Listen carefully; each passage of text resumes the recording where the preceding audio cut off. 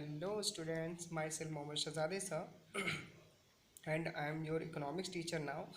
And economics subject have a two book. Number one, macroeconomics, and second of all, statistics for economics. So today we started a statistics for economics. जो आपका जो दो economics का जो दो book है, macro economics and statistics for economics, statistics for economics का जो बुक है वो मैं आज स्टार्ट करने वाला हूँ। इस स्टैटिक्स के बुक का फर्स्ट चैप्टर जो हम स्टार्ट करने वाले, उस चैप्टर का नाम है इंट्रोडक्शन स्टैटिस्टिक्स फॉर इकोनॉमिक्स। ठीक है ना। ये जो है आपको जो दिखाई दे रहे हैं, ये 12 चैप्टर जो है आपके क्या है, स्टैटिस्टिक्स के हैं। हमें पढ़ना है इसमें introduction, meaning, collection of data, organisation of data, tabulation of tabular presentation, diagrammatic presentation, graphic measurement of central tendency, mean and measurement of central tendency, median and mode, measurement of dispersion, correlation and index number. ये सारे के सारे आपने chapter जो है already पढ़ के रखे हुए हैं, वो भी 10th के क्लास में जब जो है आप चैप्टर पढ़ रहे थे उस बुक में स्टैटिस्टिक्स, इसमें थोड़े थोड़े से पोर्शन आपने वहाँ पे पढ़े थे, मगर यहाँ पे हम लोग बहुत ही ब्राइट एरिया में इसको स्टडी करने वाले हैं। और आज जो स्टैटिस्टिक्स का जो भी टॉपिक है मैं जो स्टार्ट करने वाला हूँ, वो सिर्फ 11 क्लास के लिए नहीं, बल्कि बीकॉम के लिए, बीकॉम ऑनर्स के लिए, बीबीए के लिए, बीसीए के लिए और बीकॉम प्लेन के लिए, हर जो है क्लास के लिए जो है फुलफिल होता है। ठीक है। अगर आप जो है बीए भी करना चाहते हैं तो उसमें भी आपको स्टैटिक्स कहीं ना कहीं आपको मिलेगा। इकोनॉमिक्स से भी अगर आप बीए करना चाहते हैं तो भी कहीं ना कहीं आपको ग्रेजुएशन में एक स्टैटिस्टिक्स मिलेगा। तो ये जो बुक स्टार्ट हम करने वाले हैं, ये one of the most important subject है और जो हम स्टार्ट करने वाले हैं। अगर किसी को किसी भी तरीके की कोई क्वेरी होगी तो मेरे कॉन्टैक्ट नंबर 8299254353 पर डिस्कस कर सकते हैं। Okay, now we started our first chapter economics and introduction. First of all we discuss about कि एग्जैक्टली इकोनॉमिक्स स्टैटिक्स को पढ़ने से पहले सबसे पहले आज हम लोग डिस्कस करने वाले हैं इकोनॉमिक्स के बारे में।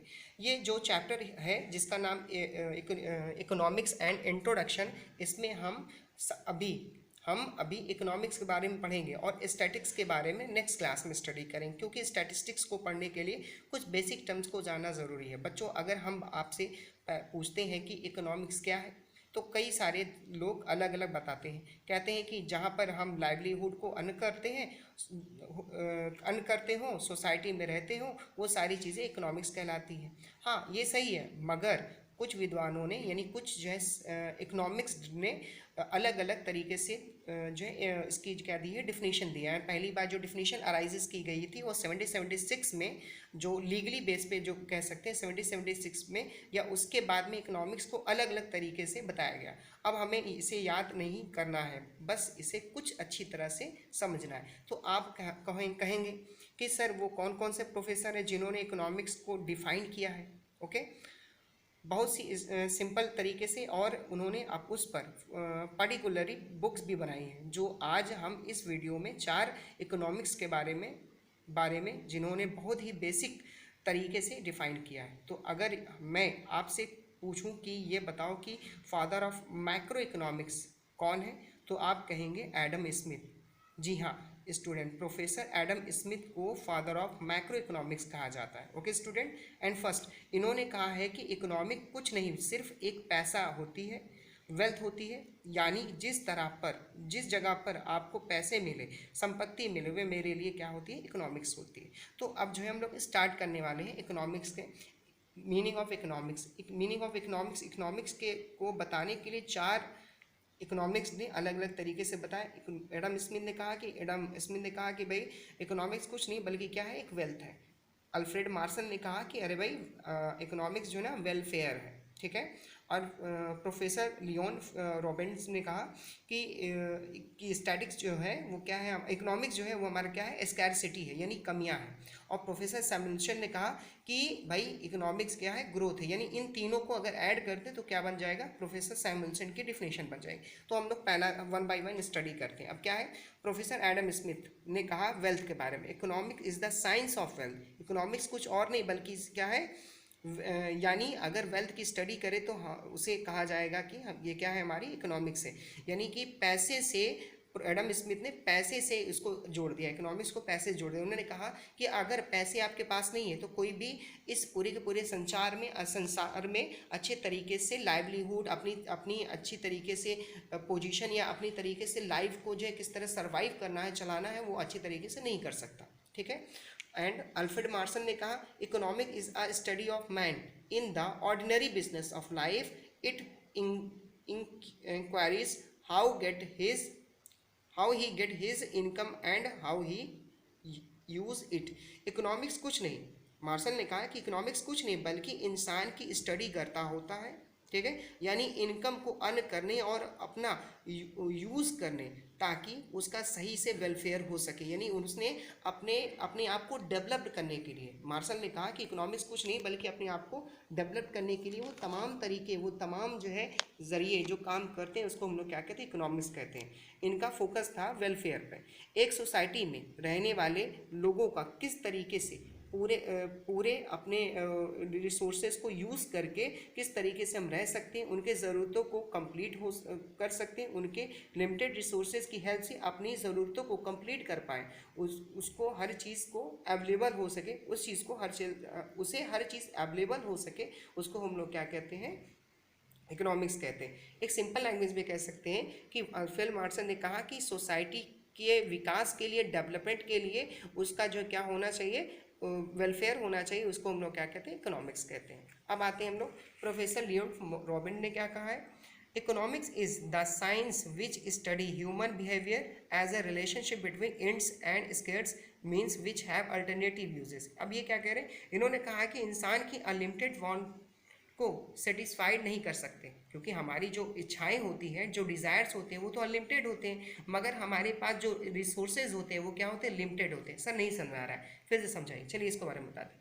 फॉर द एग्जाम्पल, आपके पास 1000 रुपये हैं, अगर मैं कहूँ कि बताओ 1000 रुपये से तुम क्या क्या करना चाहोगे, तुम कहोगे सर कपड़ा भी खरीदना चाहता हूँ, मैं इसे कोई वीडियो गेम भी खरीदना चाहता हूँ, मैं इसे घूमना भी चाहता हूँ, मैं कुछ जाके वहाँ पे मैकडॉनल्ड्स में कुछ खाना भी चाहता हूँ, दोस्तों के साथ पार्टी भी करना चाहता हूँ। तो यहाँ पे आपने कोई एक ऑप्शन नहीं दिया बल्कि कई ढेर सारे ऑप्शन दिए। अगर आप सभी ऑप्शन को अचीव करें, अगर उन पांचों ऑप्शन को अचीव करना चाहें या उसको क्या बोलते हैं, उसको अफोर्ड करना चाहें तो 5000 रुपये खर्चा हो जाएंगे, और आपके पास है पैसे कितने, 1000। तो ये हुआ ना कि आपके पास रिसोर्सेज यानी पैसे, आपके पास पैसे कितने हैं, 1000 रुपये, यानी आपके पास रिसोर्सेज कितने हैं, लिमिटेड हैं, और आपकी वांट्स क्या है, अनलिमिटेड है। ओके स्टूडेंट, इन्होंने कहा कि रिसोर्सेज के लिमिटेड होने की वजह से वो अपने सारे आवश्यकताओं को यानी नीड्स को पूरा नहीं कर सकता, इसे ही हम इकोनॉमिक्स कहते हैं, यानी स्कैरसिटी से रॉबिन्सन ने जोड़ दिया।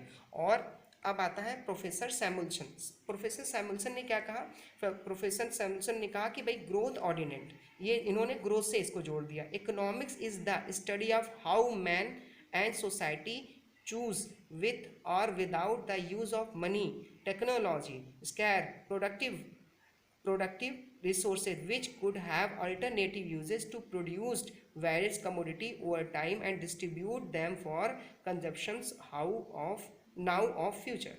अब ये बोल रहा है कि प्रोफेसर सैमुअल्सन इन्होंने जो डिफिनेशन दी ना, मेरा मानना है कि ये सबसे बेस्ट दी है। इन्होंने सारे डेफिनेशन को जोड़ दिया, इन्होंने कहा वेल्थ को भी ऐड कर दिया, इन्होंने वेलफेयर को भी ऐड कर दिया और स्कैरसिटी को भी। इन्होंने कहा कि पैसे नहीं है तो कोई काम नहीं, अगर सोसाइटी के बारे में ख्याल नहीं रखेंगे तो भी इकोनॉमिक्स को आप कवर नहीं कर पाएंगे, और अगर आपके पास लिमिटेड रिसोर्सेज हैं तो आपको उन रिसोर्सेज का यूज़ करके आपको पहले उन्हीं वांट्स को फुलफिल करना है, उन्हीं ज़रूरतों को पूरा करना है जिसको आपको अभी नीड है। तो सारी चीज़ें ज़रूरी हैं, और सबको जोड़ कर कहा कि सबका विकास, ग्रोथ यानी डेवलपमेंट होना ज़रूरी है। इकोनॉमिक्स एक इंसान की स्टडी है। इकोनॉमिक्स क्या है, एक इंसान की स्टडी है। जब उसके पास पैसा है तो क्या करेगा, नहीं करेगा, और तो क्या और किस तरीके से करेगा, और अपने रिसोर्सेज का आज ही यूज़ करेगा या फ्यूचर के लिए रखेगा। इसी को हम लोग क्या कहते हैं, इकोनॉमिक्स कहते हैं।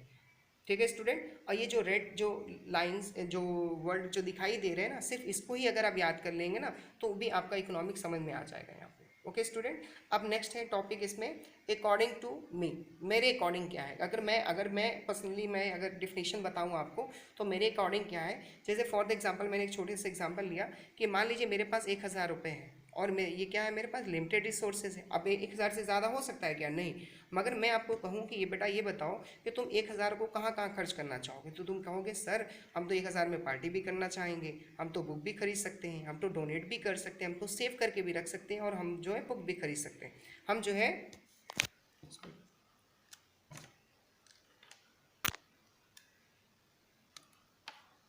है शॉपिंग भी कर सकते हैं। क्या कर सकते हैं भाई? शॉपिंग भी कर सकते हैं। तब आपने हमें अपनी जो है वांट्स जो बताई वो ढेर सारी बताई। अभी तो सिर्फ इतने स्पेस में आपने 5 ही ऑप्शन बताया। अगर मैं आपसे पूछता तो शायद पूरी बुक भर जाती है, पूरी कॉपी भर जाए। तो हमारे पास रिसोर्सेज है लिमिटेड, मगर वांट्स है अनलिमिटेड। तो ये जो सिचुएशन आती है कि पैसे हो कम और ज़रूरतें हो ज़्यादा, तो इस सिचुएशन को कि क्या करें अब हम, तो इस सिचुएशन को हम लोग क्या कहते हैं, इस सिचुएशन को क्या कहते हैं? इकोनॉमी कहते हैं। क्या कहते हैं स्टूडेंट? इकोनॉमी। और इन सिचुएशन में से जो भी सिचुएशन को मैं वो हैंडल कर ले जाता हूँ, मैंने कहा कि लाओ भाई हम क्या करते हैं, पार्टी करेंगे, ना ही बुक खरीदेंगे, ना डोनेट करेंगे, ना सेव करेंगे, ना ही शॉपिंग करेंगे, बल्कि क्या करेंगे, पार्टी करेंगे। तो इससे तुम्हें जो है सेटिस्फेक्शन ज़्यादा मिलेगा। तो इस जिसके साथ तुमने डील कर लिया, इसी सिचुएशन को ही जिसके साथ तुमने डील कर लिया उसको क्या कहते हैं? इकोनॉमिक्स कहते हैं। इसलिए मैंने डिफिनीशन लिखा है आपके लिए, economic how to deal the situation where we have a limited resources and unlimited wants। जब हमारे पास लिमिटेड रिसोर्सेज हो और अनलिमिटेड वांट्स हो, इन दोनों के बीच में जो जिसके साथ हम डील करते हैं कि हमें अब किसको सिलेक्ट करके उस पर हमें उस चीज़ को अचीव करना है, उसको हम लोग क्या कहते हैं? इकोनॉमिक्स कहते हैं। और इकोनॉमिक्स के फादर कौन है भाई? Adam Smith. क्या नाम है? Adam Smith. चलिए भाई और आगे आते हैं। All human being are engaged in some activity in order to satisfy their basic needs. एक पर्सन अपनी ज़रूरत की आवश्यकताओं को पूरा करने के लिए कोई कोई एक्टिविटी करता रहता है। अब क्या एक्टिविटी कई तरीके की होती है, मगर बेसिकली जो है वो दो। पहला क्या है? इकोनॉमी एक्टिविटी, और दूसरा है नॉन इकोनॉमी एक्टिविटी।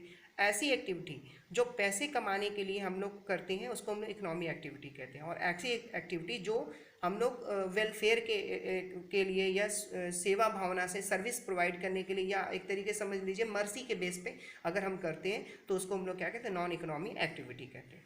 अब यहाँ पे economy activity, it refer to those activity which are undertaken to earn a living. ठीक है ना?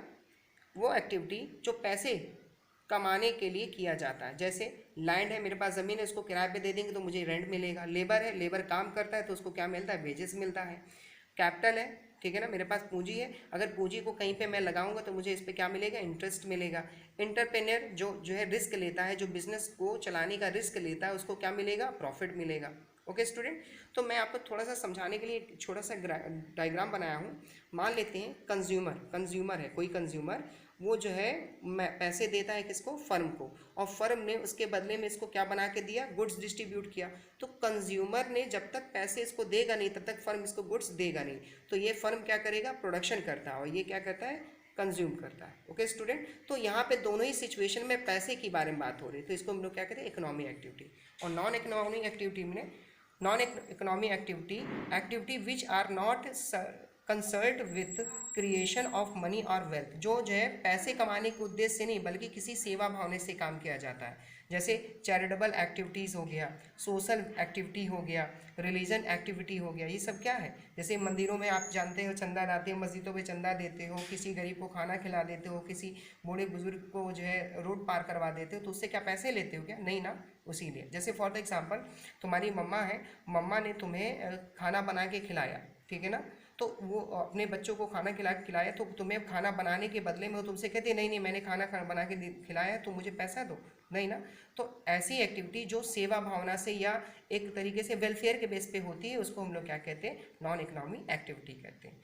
आगे का लेक्चर नेक्स्ट क्लास में।